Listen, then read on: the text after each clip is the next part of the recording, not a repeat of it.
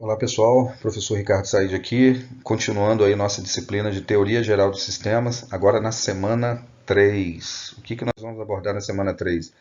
Teoria sistêmica. Então a gente falou um pouco, fez uma introdução no assunto na semana 2 sobre abordagem sistêmica e a gente agora aprofunda um pouco mais sobre a teoria sistêmica, né?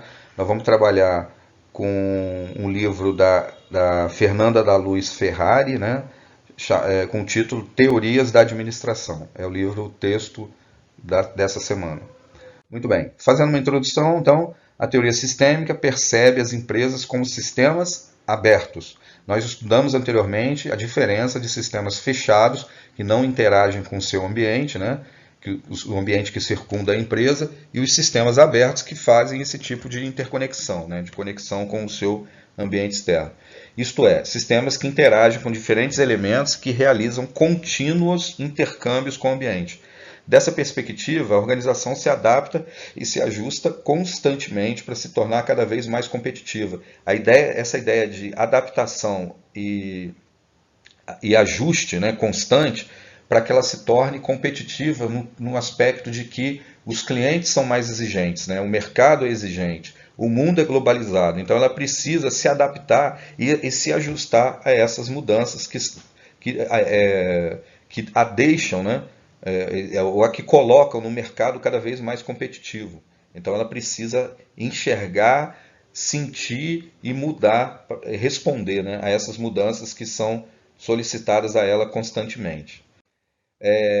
No mundo contemporâneo, então, as mudanças externas à organização ocorrem de forma muito rápida e constante. Lembre-se aí de um universo globalizado, né? O que acontece na Europa, o que acontece na Ásia, vai refletir num país que está na América, né? Então, as mudanças externas estão constantemente acontecendo de uma forma muito rápida. Elas causam impactos significativos nos processos, produtos e serviços que uma empresa oferece a determinado mercado. Assim, as empresas podem ser consideradas sistemas abertos, já que os acontecimentos do meio externo podem afetá-la diariamente. Empresas com o sistema fechado, o que vai acontecer no meio externo não vai afetá-la, né? Por isso, até da importância, mais uma vez, dessa teoria sistêmica dentro da administração moderna. Muito bem. Organizações como sistemas abertos, por não serem isoladas, as empresas se interrelacionam com muitas variáveis, sejam elas do ambiente interno ou externo. Segundo o Chiavenato, né, em 2014, o sistema aberto caracteriza-se por intercâmbio de transações com o ambiente e conserva-se constantemente no mesmo estado, né? Apesar da matéria e a energia que o integra se renovarem constantemente, equilíbrio dinâmico ou homeostase, as empresas interagem muito com seus fornecedores, clientes internos e externos, sindicato e também com os concorrentes. Foi o que eu comentei anteriormente. Existe uma grande interação com vários atores, né? Alguns chamados até de esses atores chamados de stakeholders, né? Que são as pessoas que modificam ou querem receber algum benefício da instituição, né? São partes interessadas dentro da organização. Então há essa interação de uma forma muito acentuada. E isso, mais uma vez, remete às empresas como um sistema aberto. Então, características das organizações enquanto sistema aberto.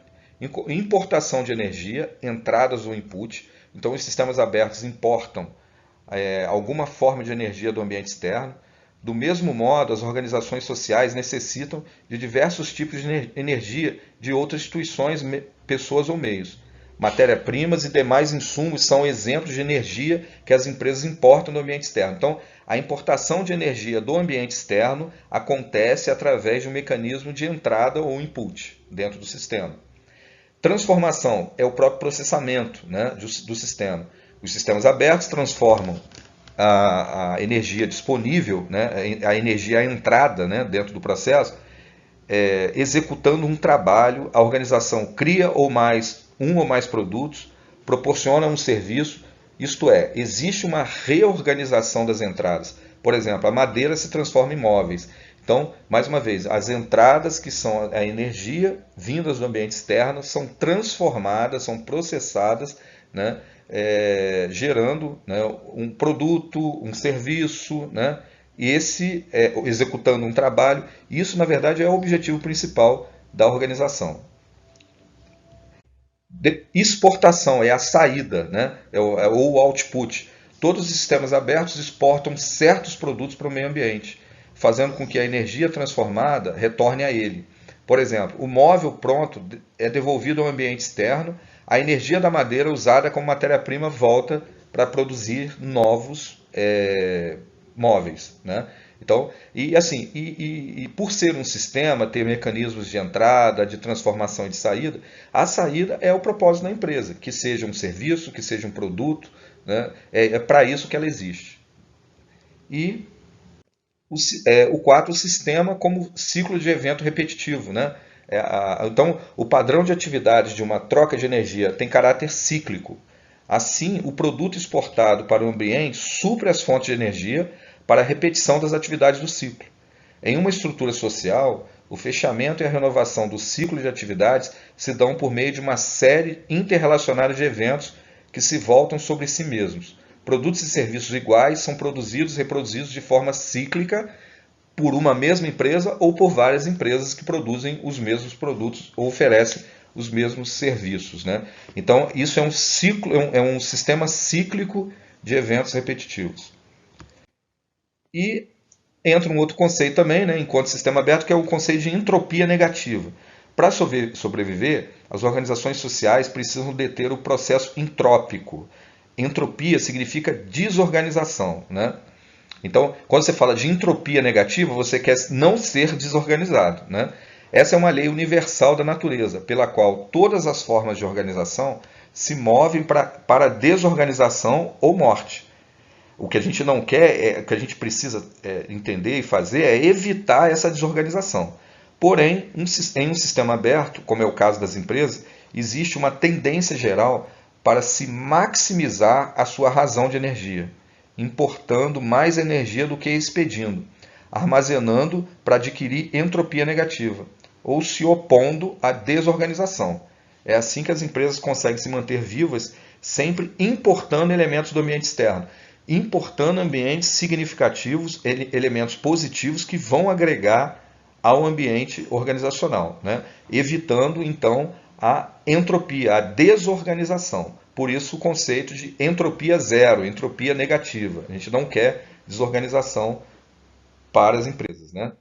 Então está aqui um desenho um pouco mais apurado, né? Você tem recursos de entrada, de transformação, né? Então você tem chapas, perfis, aqui um exemplo, né? Então são elementos de matéria-prima que vão entrar no processo. O processo próprio de transformação, que é um corte, furação, fixação, dependendo da entrada, né? Se eu estou entrando com perfis de alumínio, parafuso, chapa de plástico e vidro, eu vou fazer a transformação em corte, furação, fixação, montagem, e vai sair do outro lado o serviço ou o produto que eu utilizei, aquela matéria-prima de entrada, né? E aí uma coisa interessante, né? As saídas são verificadas de forma a saber o que deve e pode ser melhorado. Se as instalações, as manutenções, o processo de transformação e os recursos de entrada precisam ser melhorados para que eu possa ter uma entrada, uma saída cada vez melhor, né? E isso também, como é que a gente consegue verificar essas saídas? Através de respostas do mercado, né? Dos seus clientes finais, que vão realimentar o processo para que da próxima vez, né, a garantia dessa qualidade da saída seja melhor que da vez anterior, né? Então isso é a essência básica de um sistema aberto. E ainda dentro desse conceito, né, dessa semana, o pensamento sistêmico é a visão holística de gerenciamento. Só lembrando, o termo holístico vem do grego holos, né? E quer dizer completo, inteiro. Então, holístico é completo, inteiro. Assim, a palavra holística quer dizer totalidade. Claro, vai ser uma palavra muito útil dentro da visão sistêmica, né, que trata do todo. Ou seja, a característica de sintetizar unidades. A visão holística nas empresas consiste em uma imagem única formada a partir de vários elementos, tais como as estratégias, as atividades, as informações e os elementos intrínsecos. Equipe, cultura, missão, visão, valores.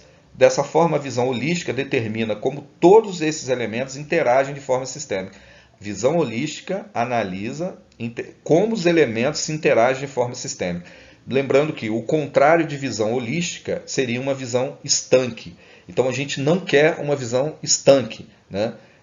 De todos os elementos que interagem dentro da organização de forma sistêmica. A gente precisa de uma visão holística, uma visão do todo, né? Da sua totalidade. E para a gente fechar, né?